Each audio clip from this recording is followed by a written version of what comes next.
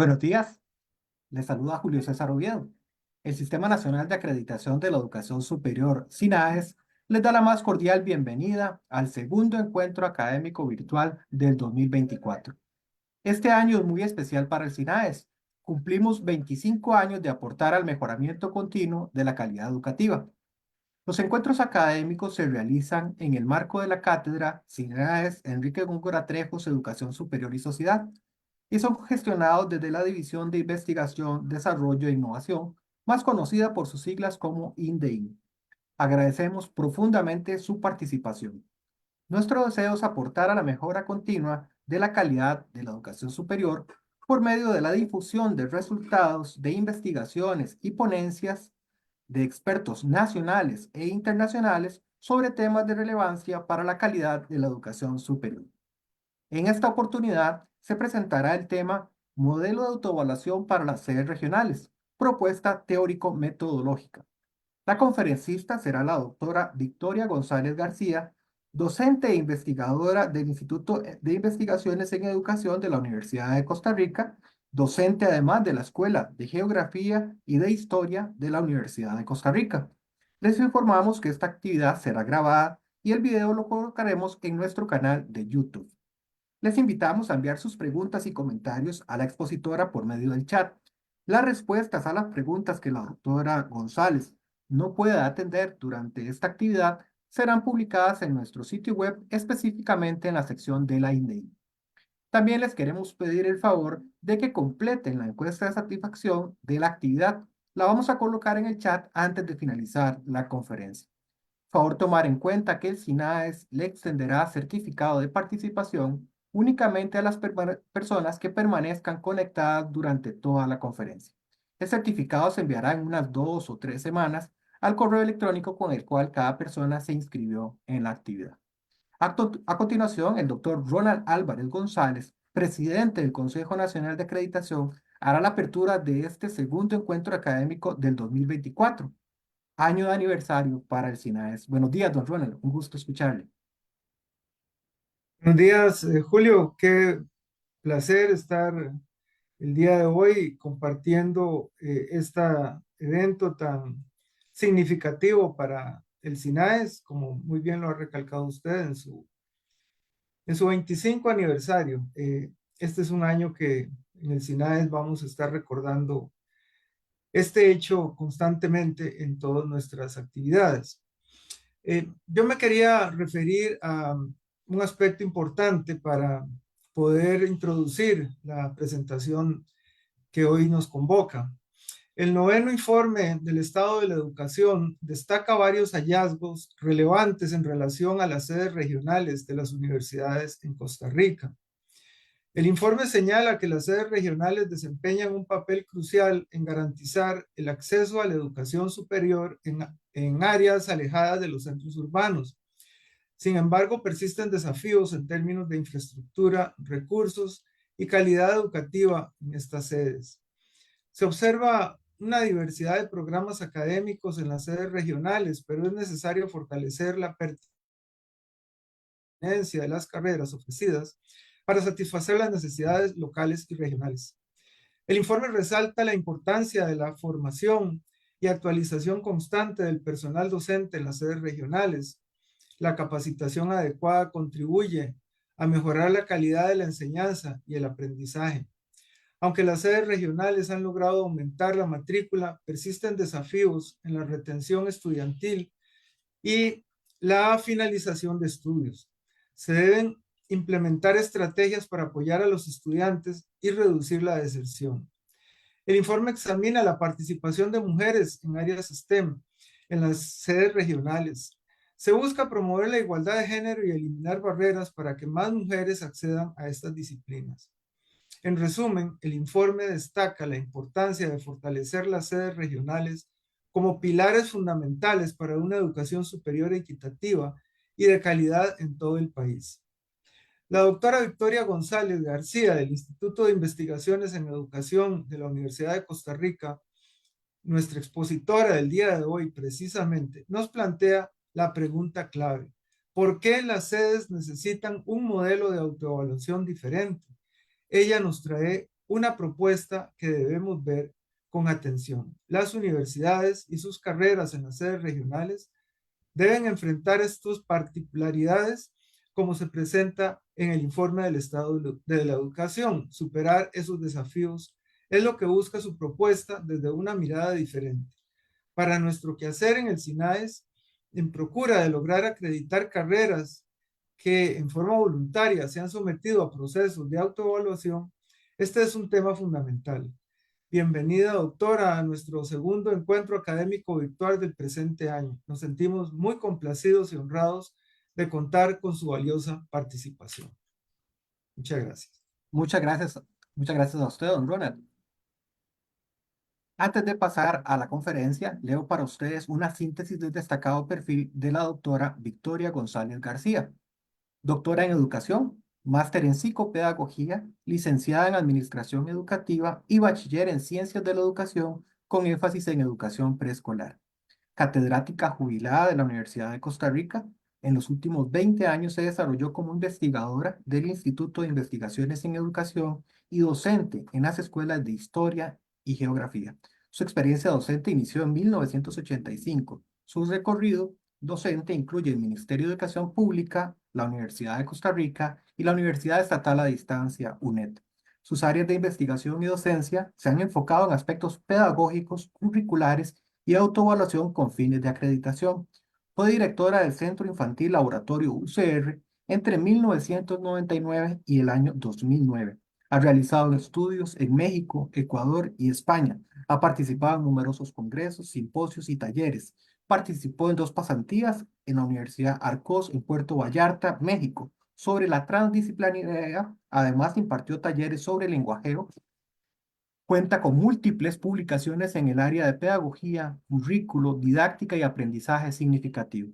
Actualmente desarrolla las siguientes investigaciones: saberes pedagógicos, estrategias didácticas y aprendizaje significativo en educación superior, estudio de caso en UCR y el mapa de orientación pedagógica, una ruta para lograr coherencia curricular y mejora docente en la carrera de Geografía UCR, ambas para el periodo 2021-2024.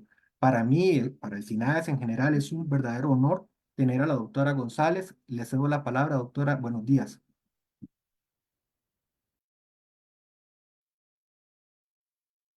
Hola, muy buenos días. En primera instancia, agradecer al SINAES por la invitación. Siempre es muy gratificante poder compartir los resultados de las investigaciones que uno realiza. Y en segundo lugar, agradecer la asistencia de todas ustedes, todas las personas aquí presentes, para, para intercambiar más bien esto que yo he llamado una propuesta de modelo de autoevaluación. Para hacer mi presentación, voy a compartir la pantalla para compartirles esta propuesta. Esta investigación se realiza en la sede del Atlántico, que ahorita les voy a explicar qué es eso, y fue realizada en los años 2015-2018. En particular, fue inspirada por una asesoría en autoevaluación que yo hice a la carrera de informática empresarial y a partir de ahí se despertaron en mí muchas interrogantes que dieron pie a la formulación de esta investigación. Eh, Perdón, aquí. Em, Luego, en el año 2021, logré publicar el artículo que se publica en la revista electrónica Calidad de la Educación Superior de la UNED, que es la Universidad Estatal a Distancia en Costa Rica. Ok. Lo que voy a abordar en los siguientes minutos son tres puntos, básicamente. Uno, ¿qué son las sedes y por qué necesitan un modelo de autoevaluación diferente? El segundo sería todos esos conceptos teóricos que fundamentan la propuesta. Como ven ahí, son digamos, cinco, reúnen básicamente el, todo mi pensamiento. Y finalmente, proponerles el modelo de autoevaluación. Ok, vamos a pasar a entender digamos, la estructura de la U, las sedes regionales. La Universidad de Costa Rica es una universidad pública, pues lo comento sobre todo para las personas que están en el extranjero. Es la primera universidad, en este momento hay 5 universidades públicas. La Universidad de Costa Rica se origina aquí en lo que llamamos nosotros la sede Rodrigo Facio y posteriormente, cuando se fue tomando conciencia de la importancia de eh, abrir oportunidades a las zonas lejanas al centro, se crean otros centros universitarios, pero son de la universidad y a eso se le ha llamado sedes universitarias. Estas sedes universitarias en algunos casos están compuestas o tienen infraestructura en 3 regiones. Entonces, por ejemplo, el caso de la sede regional del Atlántico, que fue donde yo eh, desarrollé la investigación, está la sede del Atlántico que está ubicada en Turrialba, pero tiene 2 recintos, que es el recinto de Guapiles y el recinto de Paraíso. Ahora bien, como ustedes pueden ver aquí, la Universidad de Costa Rica tiene eh, 7 sedes y 4 recintos. En el caso particular de la sede universitaria del Atlántico, eh, imparten muchas carreras, que eso es una precisión también que quiero hacer. La sede Rodrigo Facio tiene muchas unidades académicas, por ejemplo, la Facultad de Derecho, la Facultad de microbiología, la Escuela de Agronomía, la Escuela de Geografía. Cada una de ellas imparte sus propias carreras con su objeto de estudio similar. Algunas imparten una carrera, algunas 2 o 3. El caso de las sedes regionales o de las sedes universitarias es que imparte multiplicidad de carreras. De ahí la importancia de considerar esta particularidad para el momento de autoevaluar. Por ejemplo, en Turrialba en este momento se imparte enseñanza del inglés, enseñanza de la música, enseñanza de la matemática, agronomía, diseño gráfico, contaduría, informática empresarial, ciencias del movimiento humano, educación en primer y segundo ciclo y educación en lengua cabecar. Luego está en Paraíso, que es Dirección de Empresas, Informática Empresarial, Turismo Ecológico, Enseñanza del Inglés y Matemática, y Guapiles, que es Contaduría Pública, Informática Empresarial, Economía Agrícola y Educación con énfasis en concentración en inglés. ¿Qué quiero decir con esto? Que una sede universitaria imparte muchas carreras con objeto de estudio disciplinar diferente y funciona orgánicamente como si fuera una sola unidad académica, a diferencia del resto de carreras que impartidas en la sede central. Eso es, digamos, lo que justifica la consideración de las sedes universitarias como espacios eh, diferentes para ser autoevaluados. Ok, ¿y cómo se concentra eso? ¿Por qué? ¿Por qué las sedes tienen esas particularidades? Primero, porque son unidades académicas. ¿Eso qué significa? Eso significa que sus recursos materiales, financieros e infraestructura son asignados como unidad académica, no por carrera, sino por unidad académica. Y la sede es la que distribuye internamente. Estas sedes tienen autonomía con respecto a la sede Rodrigo Facio y al tener esa autonomía tienen sus propias estructuras organizativas. Y además, otra particularidad es que en la Universidad de Costa Rica, cuando se hace la gestión curricular, las carreras cuentan con comisiones ordinarias y comisiones extraordinarias. Las Doctora, perdón que le ordinarias, interrumpa, disculpe, qué sí, pena. Es que dígame, nos dicen en el chat que están escuchando un poquito bajo. No sé si podría subir un poco el volumen voy al a micrófono. ver, voy a ver si me oigo mejor. ¿Me escuchan mejor? Yo creo que ya se escucha mejor, definitivamente. Ok, gracias. Cualquier cosa me dicen, es que ya el micrófono lo tengo al máximo. Ok, y entonces cada carrera cuenta con su comisión de docencia, de investigación y de acción social. En el caso de las sedes, la unidad académica cuenta con una comisión de docencia, una comisión de investigación, una de acción social y las otras extraordinarias para toda la unidad académica. Eso también la hace una circunstancia muy particular. Ok, pasamos ahora a esos conceptos teóricos que me colocan a mí como una persona que piensa la educación y todo el fenómeno educativo y por supuesto curricular. y es el que me permite además trascender a la propuesta. En el caso de la educación, la concibo fundamentalmente como un proceso, bueno, vamos a hablar aquí del proceso humano, no estamos trabajando con otras especies, y lo que sí quiero destacar es que la educación es más que la instrucción, más transmisión de información. Es un proceso vivo en sí mismo, es espontáneo, es natural y nosotros mm, a través de la educación es que vamos encontrando sentido a las cosas y a las em, experiencias con las que vamos viviendo. Esas acciones que nosotros tenemos, esas interacciones además, sirven para que nosotros comprendamos e interpretamos el contexto. Una vez que nosotros lo interpretamos, es por eso que interactuamos en él y lo transformamos. De alguna manera lo transformamos y encontramos nuestra forma de estar en el mundo. O sea, que la educación no es simplemente un acto en donde yo soy un ser pasivo, recibo instrucción y recibo conocimiento, sino que yo soy un ser activo que le encuentro el sentido de utilidad a las cosas que aprendo. Aquellas que no aprendo, que no considero útiles, no las voy a incorporar en mi forma de estar en el mundo. Muy bien. Una vez que entendemos eso, vamos a entender que el currículum es un instrumento que ha sido creado para educar. ¿Cómo nace? Nace en el contexto de la revolución industrial y además cuando los estados-naciones se surgen, entonces sale a relucir, digamos, la cuestión de cómo educar al pueblo para que el pueblo también apoye la, digamos, la consolidación de ese estado.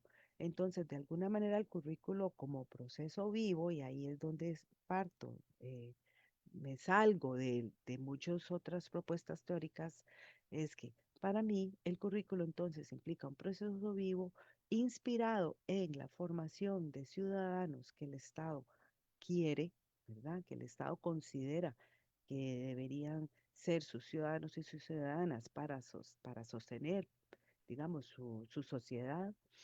Y en el caso de la educación superior, es un proceso vivo pensado para la formación profesional. Y esta tiene todo un soporte teórico, ¿verdad? Que aquí lo voy a decir muy rápidamente, más adelante profundizo un poquito, que ese currículum, cualquier propuesta curricular, tiene estos cuatro aspectos así de manera muy somera eh, para construirse lo que nosotros corrientemente llamamos un plan de estudios. Ok, entonces, si ya sé lo que significa la educación y ya sé lo que significa el currículum desde mi perspectiva, o sea, yo me posiciono teóricamente ante esto, entonces la evaluación no es un proceso donde yo asigno un número y ya, sino que la evaluación es un proceso donde yo recojo información que contrasto, comparo e interpreto en función de lo que yo deseo lograr. Eso significa entonces que yo tengo que tener claro qué es lo que deseo lograr, cuáles son esos logros de esas metas y esos propósitos.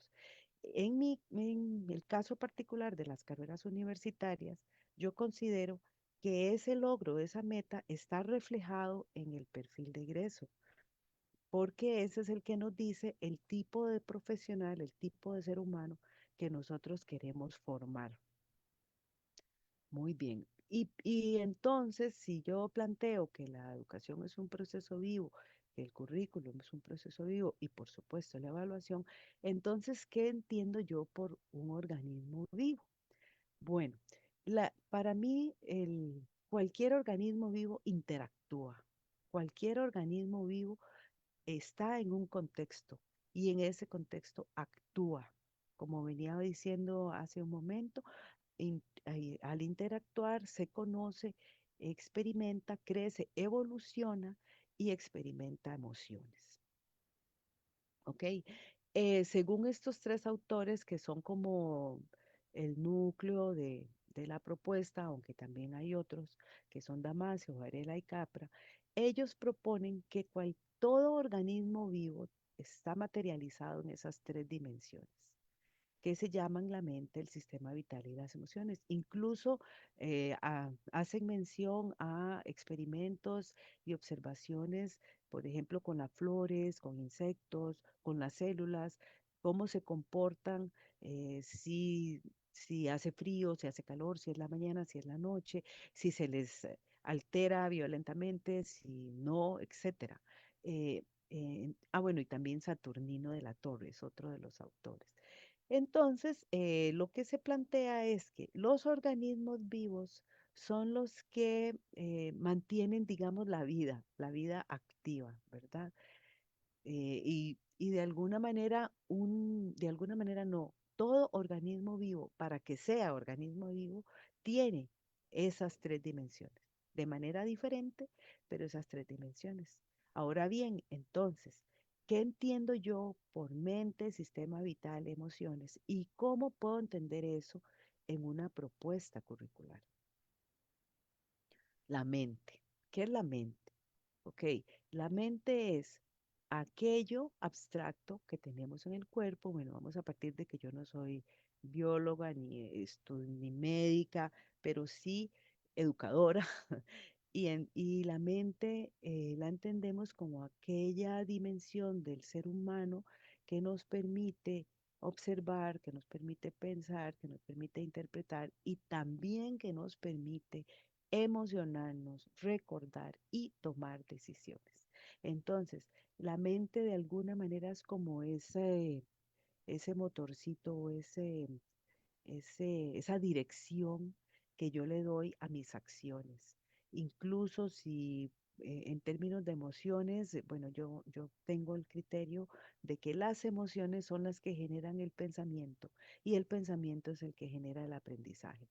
Entonces, generalmente nosotros cuando conectamos con algo, conectamos por curiosidad, porque nos llama la atención, porque nos emociona. Y ahí se empiezan a generar todos los procesos que nos hacen acercarnos o alejarnos a determinada experiencia. Eso con la mente. Ahora, con respecto al sistema vital, ellos plantean, sobre todo Capra plantea, que el sistema vital, digamos, se constituye de tres aspectos, ¿verdad? Uno, que es el patrón de organización. ¿Eso qué significa? Que hay patrones, en todo organismo vivo hay patrones para alimentarse, para mantenerse vivo, para respirar, para descansar, para estar en acción y luego en reposo. Hay patrones, ¿verdad? Luego hablan de la estructura, que en el caso del ser humano sería como el esqueleto, que es toda aquella estructura que nos da la posibilidad de movernos, de ser, porque una cosa es pensar y la otra es hacer y ser. Entonces, el sistema vital es un complemento para la mente porque es como decir lo que le permite a la mente actuar, lograr lo que desea. Y el proceso vital se refiere a todos esos procedimientos que el organismo realiza para mantenerse vivo, como por ejemplo comer, como por ejemplo interactuar con otros, etcétera. Ok. Y la tercera dimensión, que es yo le llamo la emocionalidad o las emociones, que eso es un aporte sobre todo de Amancio Antonio, pero también de Spinoza, que nos dice que nosotros experimentamos reacciones que nos hacen actuar de X o Y manera, ya sea alejándonos, enojándonos, indignándonos, siendo felices, tristes. Esas emociones nosotros, cuando le ponemos nombre, la llamamos sentimientos, ¿ok? Y que todos nosotros experimentamos esas emociones y que no necesariamente a la misma emoción le llamamos de la misma forma. Pero lo que sí es general es que a mayor gratificación emocional, o sea, a mayor sensación de bienestar, mayor aprendizaje significativo. A mayor curiosidad, mayor aprendizaje significativo. Y ahí la gran cuestión cuando nos preguntamos entonces cómo aprender en educación superior o cuánta emoción estamos nosotros despertando o propiciando en nuestros espacios pedagógicos. Muy bien. Finalmente, me parece importante, antes de pasar al modelo, eh, apuntar estos aspectos. Uno, la evaluación curricular implica valorar un plan de estudios, pero un plan de estudios no entendido como la lista de cursos, sino entendido como todo ese referente teórico que sostiene unos propósitos, un perfil de egreso y, por supuesto, lo que nosotros llamamos la malla curricular, que es la lista de cursos. Incluso también incluye lo que es la gestión curricular. De alguna manera, lo que yo estoy diciendo es que todos los procesos de evaluación que se han desarrollado a partir de las agencias acreditadoras son, bueno, las que evalúan carreras, se mueven específicamente en el terreno de la evaluación curricular. Y SINAES, por supuesto, no es la excepción, ¿verdad? Nosotros estamos en el territorio de conocer cuánta calidad hay en el logro de ese perfil de egreso. Más allá de los pequeños detalles de la carrera, es, a fin de cuentas, están los estudiantes aprendiendo bien, están eh, a- desarrollando su pensamiento y su capacidad de aplicar todos los conceptos de su profesión, están cerca o lejos de ese perfil de egreso que la carrera se propuso.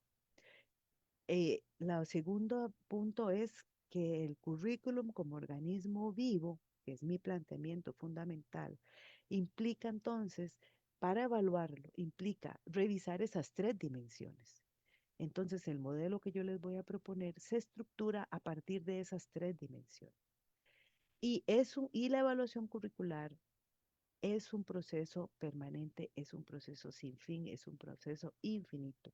¿Por qué? Porque a la educación, al ser un proceso vivo, al ser currículum un proceso vivo, lo que se trata es no de encontrar productos, sino de desarrollar procesos que lo hagan estar siempre más cerca de su deseo final.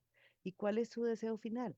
Lograr ese perfil de egreso y también lograr que ese perfil de egreso tenga pertinencia y tenga coherencia interna y tenga correspondencia. Es decir, ese perfil de egreso responda a las necesidades contextuales de la carrera, a su aplicación en la actualidad y que también ese perfil de egreso responda a las necesidades contextuales. Entonces, de alguna manera voy a tomar aquí las palabras de José de Sousa Silva cuando él plantea la coherencia y la correspondencia. Muy bien, voy a tomar agüita un momento. Ahora sí, vamos a pasar a lo que yo he llamado una propuesta de autoevaluación para perdón, modelo de autoevaluación para las carreras de las sedes universitarias. Esta propuesta está estructurada, como les decía, a partir de esas tres dimensiones y eso es lo que yo les voy a compartir.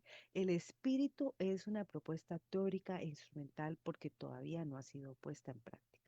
Cuando yo terminé la investigación, yo hice una entrega formal a la sede regional y se pensó en que se podía hacer una prueba piloto, pero eso no fue posible. Luego yo fui trasladada a otra sede, pero yo pienso que ahí está el instrumento y la idea es empezar a probarlo para poder acercarlo a las realidades de cada carrera y además, cuando ya terminé la construcción del modelo, yo pensé, esto se aplica a cualquier carrera, no solo a a una sede universitaria. Ok. Evaluar la mente. Yo me refiero específicamente al pensum. Un pensum es todos aquellos referentes teóricos que sostienen un plan de estudios, ¿verdad?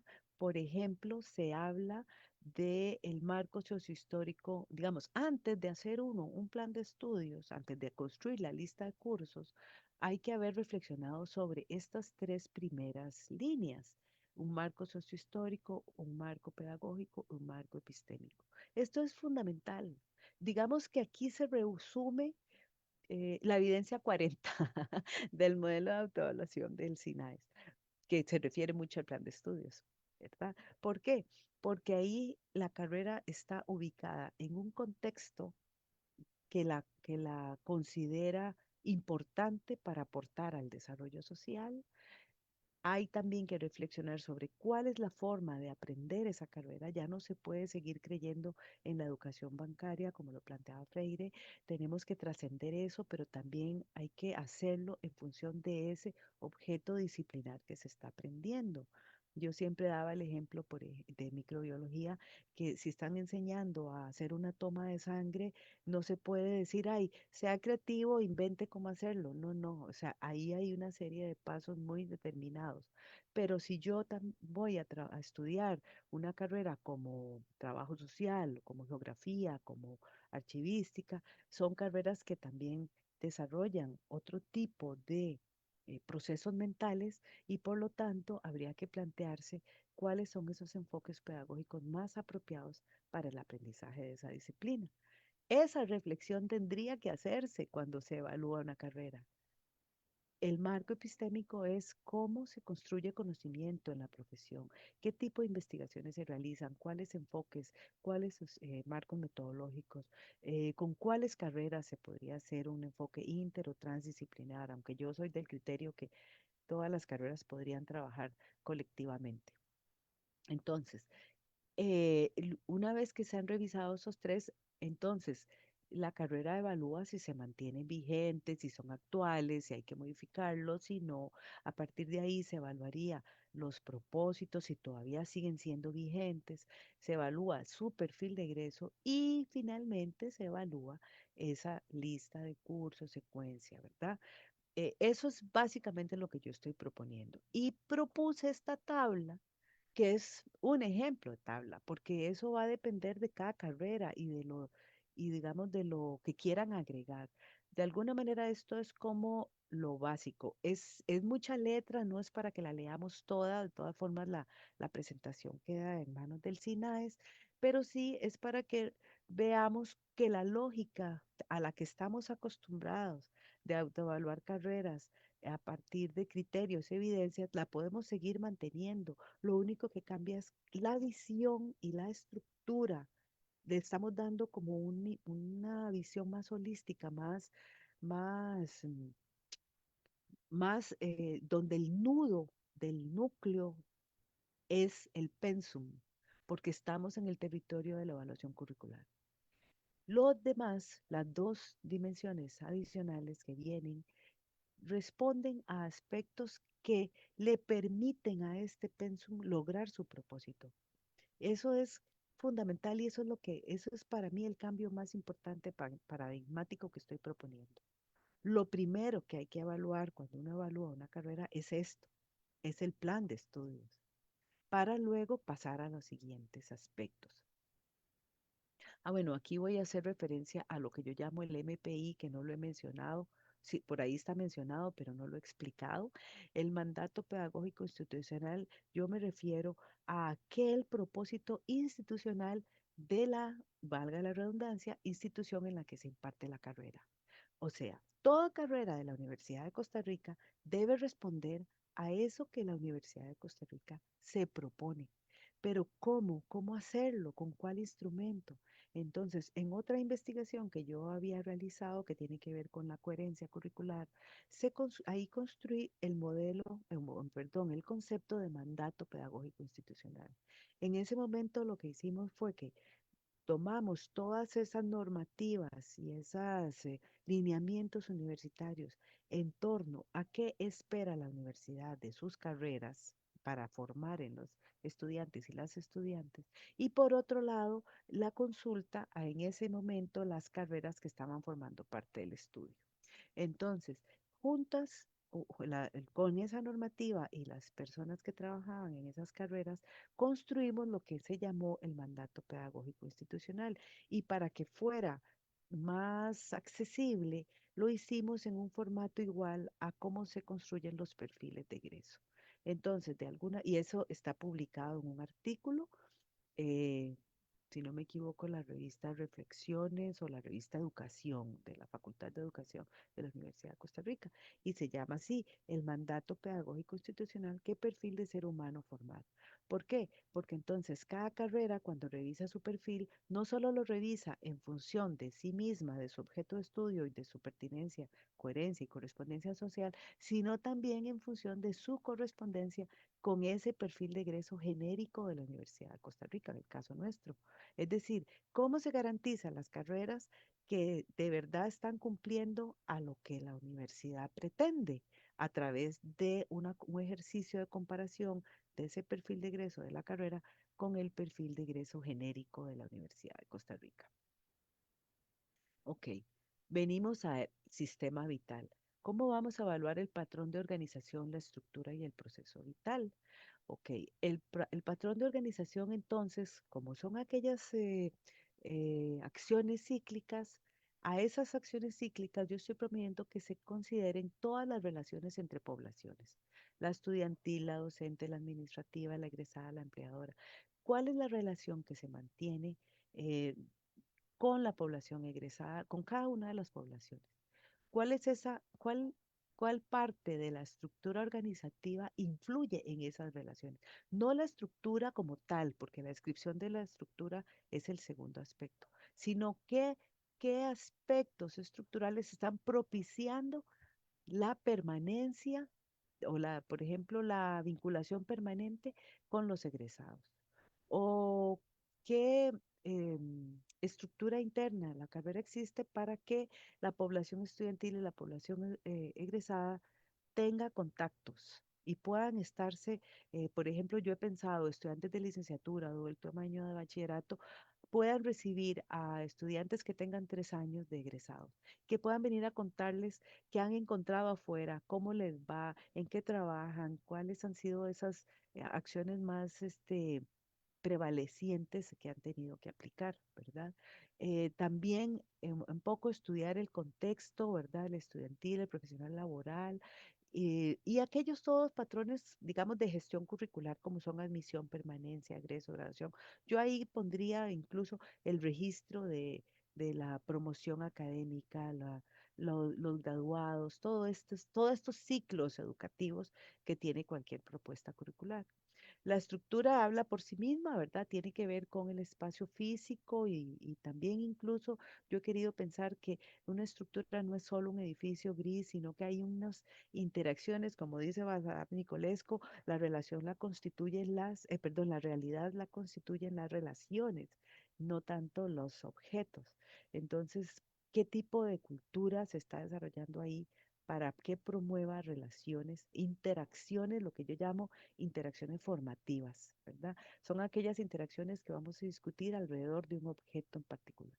Y el proceso vital se refiere a todos esos procesos sociales, es decir, cómo el organismo puede tener ciclos internos, pero también cómo se mueve en contacto con su contexto. Ahí estamos hablando de espacios intracurriculares o extracurriculares, como por ejemplo, qué sé yo, si los estudiantes tienen una revista, si hay ciclos de cine semanales, si hay proyectos de investigación, de docencia, de acción social, donde se puedan compartir los resultados, etcétera. Y también ofrezco una tabla que tampoco vamos a leer completa, pero para que ustedes tengan una idea de cómo se puede ir colocando o se puede ir instrumentalizando esa propuesta. Y finalmente, las emociones, de acuerdo con Saturnino de la Torre, las emociones son las que definitivamente nos hacen estar donde estamos. Y yo en alguna manera le creo, es más, no en alguna manera, yo le creo, porque las emociones son las que nos hacen querer seguir en un lugar o querer irnos de algún lugar, ¿verdad? Entonces, conocer las emociones que experimentan las personas estudiantes en la carrera me parece que es fundamental. Este es un cuadro que ofrece de la Torre con emociones, pero yo pensaría que cada carrera puede pensar, ok, ¿cuáles son esas emociones que nosotros consideramos debemos estar despertando?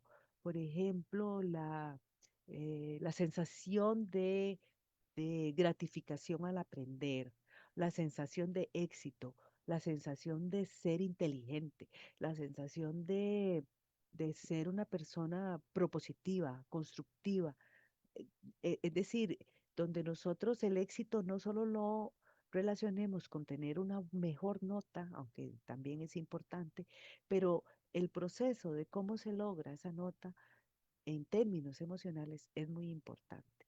Cada sensación agradable o placentera influye en que nuestros y nuestras estudiantes deseen permanecer en la carrera. Lo contrario hace que tengamos deserción, por supuesto. Entonces aquí yo estoy planteando que es como la parte más novedosa y además la parte que está ausente en la totalidad de los, por lo menos en la totalidad de los modelos de evaluación que yo revisé, que fueron como cuatro, que yo pienso que tenemos que revisar la autoconfianza y conciencia de las propias emociones, la curiosidad, el deseo y capacidad para plantearse y lograr metas, control emocional, las relaciones interpersonales, la comunicación afectiva, la cooperación y resolución de conflictos. Es decir, me parece que este tema es un tema que está en pañales, si es que está en pañales, y que tenemos que trabajarlo porque ha sido el ignorado. Y desde mi experiencia como docente, las y los estudiantes siempre me decían, ay, profesora, es que yo no me siento cómoda. Y estoy hablando de, yo tengo trabajé casi 40 años en la universidad, no es los de ahora, es de siempre. Los estudiantes y las estudiantes pidiéndome espacios donde pudieran sentirse que realmente estaba valiendo la pena sacar un título universitario. Y eso me parece que es fundamental por el privilegio, por lo menos en Costa Rica es un privilegio estar en una universidad pública. También es algo que se han ganado porque hay una prueba de admisión, pero, pero es, bueno, y bien lo decía don Ronald al principio, ¿verdad? En particular las sedes, pero en general con las universidades, tenemos que propiciar que nuestros estudiantes les guste estar ahí porque saben que están convirtiéndose en profesionales que van a lograr desarrollarse como seres humanos felices, gratificadores y gratificados por todo lo que están aportando a sus realidades. Muy bien. Y con eso entonces yo casi concluyo, ¿verdad? Diciéndoles que para mí lo más importante de todo este proceso fue cambiar en mi mente la concepción del currículo como un mero acto mecánico donde yo hacía esto, esto y esto y ya, sino como un proceso vivo y eso y es dinámico y eso tiene implicaciones importantísimas. Por ejemplo, cuando un plan de estudios se está desarrollando que acaba de ser aprobada su modificación integral y al año siguiente ya le quieren hacer modificaciones, casi que hasta hay cierta culpa por querer hacerle modificaciones tan pronto. Y no, lo que hay que hacer es estudiar bien por qué se necesitan esas modificaciones, pero es natural, es más, es casi lo esperado que un currículo se esté moviendo, se esté moviendo. ¿Qué es lo más importante? Que no se mueva a partir de las ideas de una sola persona, sino que sea a partir de las ideas de un proceso colectivo, ¿verdad? Donde se reflejen todas esas observaciones de parte de quienes, de las personas docentes que son las que, final de cuentas, son las que ejecutan el currículo en las aulas. Son realmente quienes tienen el, el saber para realimentar ese proceso vivo, ¿verdad? También esto implica entender también, y aquí no me refería a los compromisos de mejora, pero la propuesta, el artículo lo plantea y la investigación también, es que no quería hacer muy larga la presentación, pero la mejora continua también es un proceso dinámico.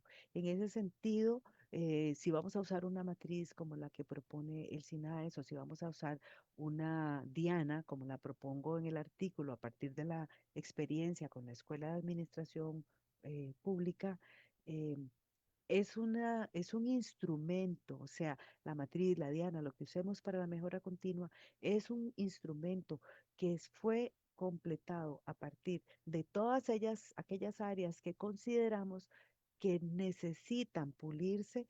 ¿Para qué? Para lograr ese perfil de egreso, ¿verdad? El desafío consiste entonces con la construcción de modelos de autoevaluación que se adapten a esa dinámica compleja. Y eso es la propuesta. Esta resume una propuesta, porque la gente podría crear otras, ¿verdad? Sí es muy importante que esta propuesta a mí me gusta porque evita la repetición o la mera recolección de datos mecánicos y promueve la reflexión, que eso es para mí como lo más importante, sobre todo en el caso de las sedes. Por ejemplo, todo lo que es el sistema vital es un componente o una dimensión que la sede podría tener diseñada para todas las carreras, por ejemplo. Ya está lista. Y luego cada carrera tomaría ese insumo y lo revisa para adaptarlo o agregarle aquellas particularidades de la carrera. Bueno, esto es lo que les quería compartir. Muchísimas gracias por su atención. Voy a dejar de compartir pantalla. Muchísimas gracias a usted, doctora. 211 personas del sector académico nacional e internacional están conectadas en este momento. Tenemos muchísimos comentarios de felicitación, a los cuales obviamente me uno yo también. eh, y destacando también lo novedoso y lo importante, lo pertinente de su propuesta. Tenemos también muchísimas preguntas. Vamos a ver cuánto nos permite el tiempo que nos resta. Empiezo tal vez con una que es muy frecuente, doctora. Dice, ¿cuáles desafíos ha enfrentado en las sedes, en los procesos de acreditación y cómo los ha superado? Es decir, aprovechando su experiencia, si nos puede contar cuáles son esos desafíos que se ha enfrentado en los procesos de acreditación en las sedes. Ok. Bueno, yo participé como asesora de la carrera de informática empresarial únicamente. Y cuando yo sí trabajé en el Centro de Evaluación Académica, que es el ente encargado de asesorar los procesos de autoevaluación en la Universidad de Costa Rica, y ahí otras compañeras trabajaban asesorando sedes. Entonces, lo que les voy a compartir es a partir de mi experiencia y a partir de lo que compartíamos con las colegas, ¿verdad? Para mí el desafío más importante era poder resguardar la identidad de la carrera en una unidad académica donde se diluyen, porque son muchas carreras, eso por una parte. Por otra parte, el tema de las evidencias que tiene que ver, por ejemplo, con recursos y que es específicamente con personal administrativo, infraestructura, centros de información, equipo, materiales, finanzas, desempeño estudiantil, graduados, digamos, la universidad los registra en términos generales para toda la unidad académica.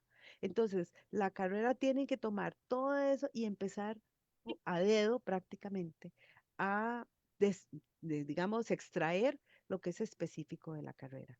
Cuando nosotros discutíamos, bueno, es que podría hacerse de una manera diferente, o sea, lo que tiene que evidenciarse es que hay un registro, pero no necesariamente demostrar el registro específico, porque eso les hacía el proceso muy lento y que finalmente tiene que ver con factores que no, digamos que no afectan directamente la calidad de la carrera. ¿En qué sentido? En que no están afectando para mal, digamos, afectando negativamente el logro del perfil de egreso de esa carrera, ¿verdad? Entonces, habría que plantearse ¿cómo podría recogerse todo lo que yo he llamado aquí el sistema vital, ¿verdad? Que se vuelque en beneficio de la carrera, pero que la carrera no tenga más que detectar aquellos aspectos que le son inherentes o que realmente requieren una atención, pero que además no depende de la carrera, porque la carrera no puede cambiar los recursos, porque los recursos van a depender de otra instancia que no es la carrera. A diferencia de las otras carreras de la sede de Rodrigo Facio, que ellos sí pueden internamente tomar decisiones con respecto a sus recursos, ¿verdad?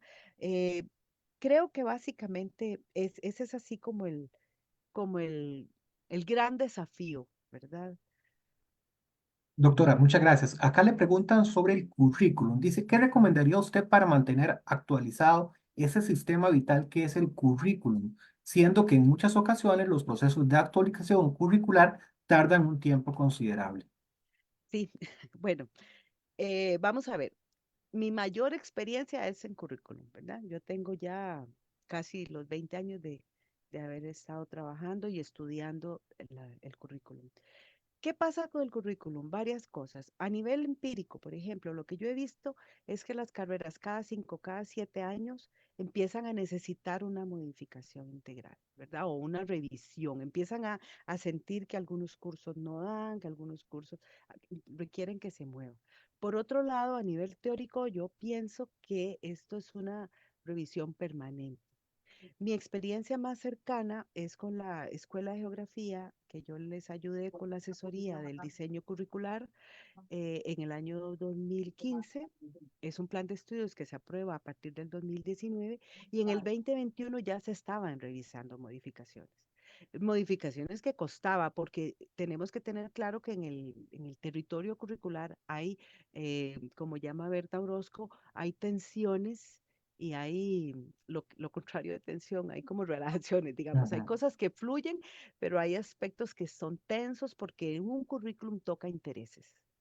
¿Por qué? Porque el currículum es un proceso vivo que está integrado por personas y las personas tienen una identificación hacia sus objetos disciplinares y tienen su fuerza. Entonces, ahí hay tensiones. ¿Cuál área disciplinar o cuál aspecto de la disciplina va a prevalecer en esa discusión? Entonces, mi regla de oro es que los análisis curriculares tienen que ser en grupo y con las personas afectadas. Y no es un análisis donde yo digo, ah, bueno, voy a cambiar eso así. No, es qué están experimentando ustedes que pueda nutrir al currículum. Y respondiendo concretamente, eso debería hacerse cada año, por lo menos la consulta, ¿verdad? ¿Cuáles son esos desafíos para poder lograr el perfil de egreso? Otro ejercicio que debería ser permanente es ¿cuál es el rol de mi curso en el logro del perfil de egreso? ¿En qué aspectos del perfil estoy aportando yo? Eso con una sesioncita de 1 hora, una vez al año, para que en unos 3 años, 2 años, dependiendo de lo que la gente devuelva, empiecen a hacerse los espacios de modificación.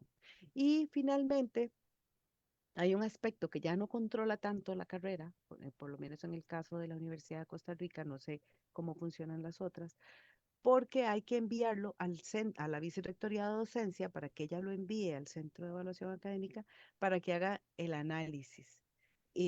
También se pueden solicitar asesorías y las personas acompañan todo el análisis de modificación curricular, pero ese análisis es un análisis que se toma su tiempo y que yo siempre le decía a las carreras, piensen a un año plazo, ¿verdad? Una vez que tienen la propuesta lista, tienen que pensar a un año plazo para que se logre. No sé si con eso contesté, espero haber. Totalmente, doctora. Incluso adelantó a la siguiente pregunta y muchas gracias por eso. Y le pregunto, doctora, ¿cuáles son las medidas que deben ser sustantivas para asegurar la equidad y calidad en la oferta académica de las sedes regionales en comparación con la sede central? Uy, hasta me dio escalofrío esa pregunta. Es una pregunta maravillosa. Yo diría que habría que hacer estudios de impacto contextuales a las sedes. Una preocupación que he tenido siempre y que uno entiende por razones históricas es que la sede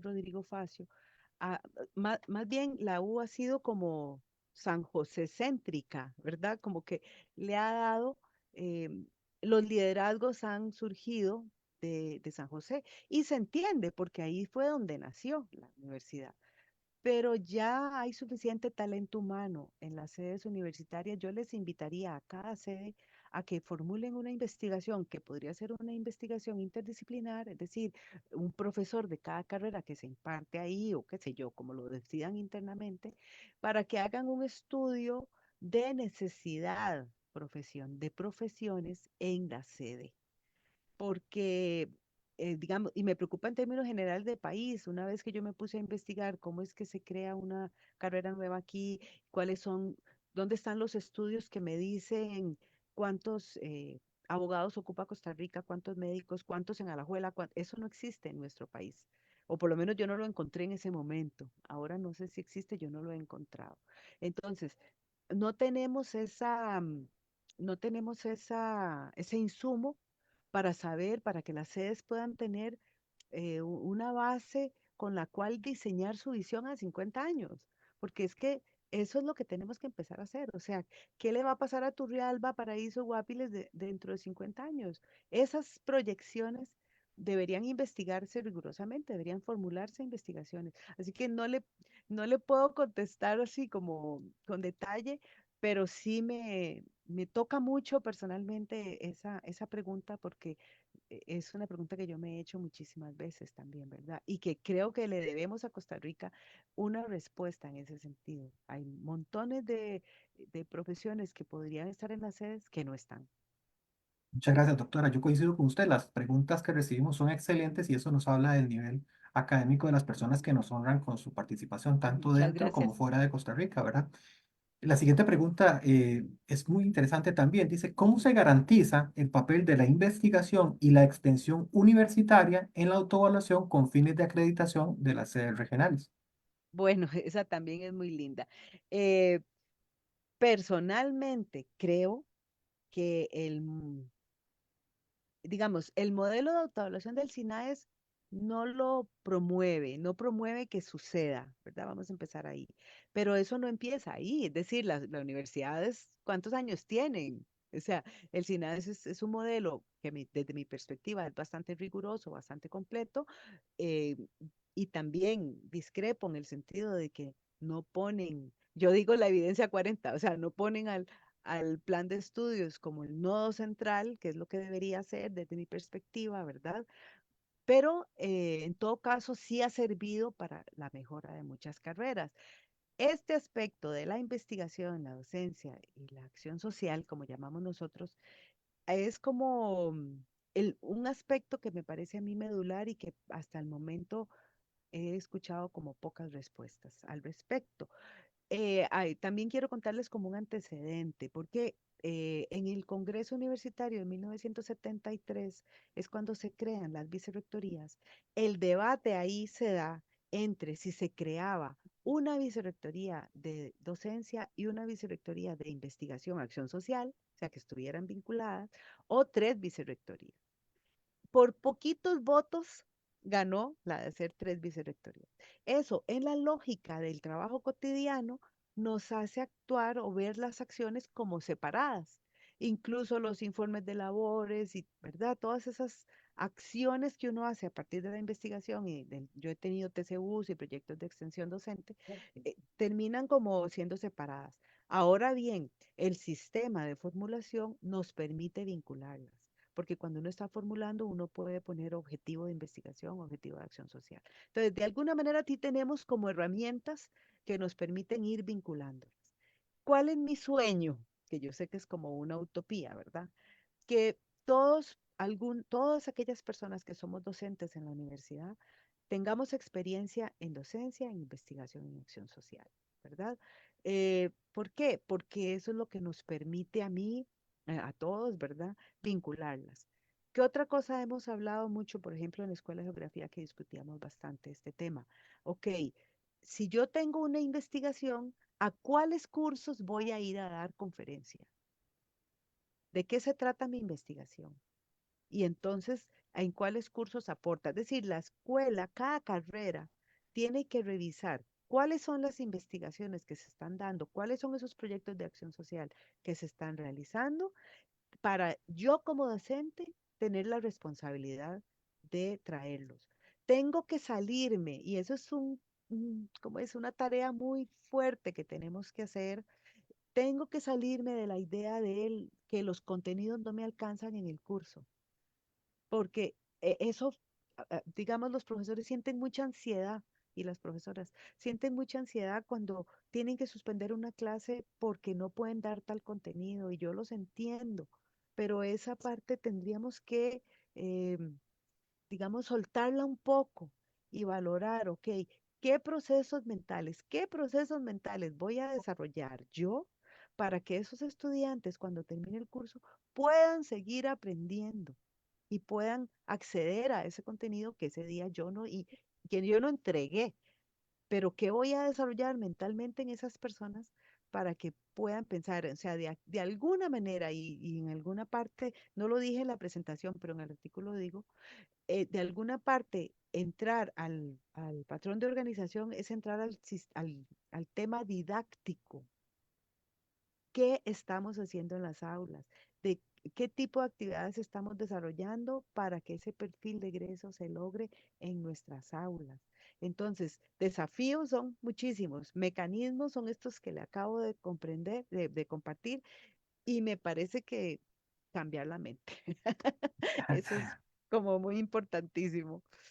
Doctora, don José Ángel Chacón acaba de poner en el chat, excelente exposición, muchas gracias y yo creo que eso resume muy bien el agradecimiento que todos y todas sentimos hacia usted, doctora. Muchas gracias por compartir su conocimiento, muchas gracias por permitirnos compartir con las personas su conferencia, su exposición, su presentación. Muchas gracias, doctora, que Dios la bendiga. Muchas gracias, con muchísimo gusto. Ojalá les aporte bastante. Muchas gracias. Al ser las 11 de la mañana, vamos a finalizar, pero no sin antes decirles e invitarles al tercer encuentro académico virtual del 2024 que se va a realizar el 21 de marzo, 21 de marzo, y en el que se abordará el tema Convenio Regional de Reconocimiento de Títulos, Estudios y Diplomas de la UNESCO, de parte de todo el equipo de SINAES que trabajamos en la realización de los encuentros académicos virtuales. Muchas gracias por su apoyo, por su compañía y quedamos a las órdenes. Un fuerte abrazo.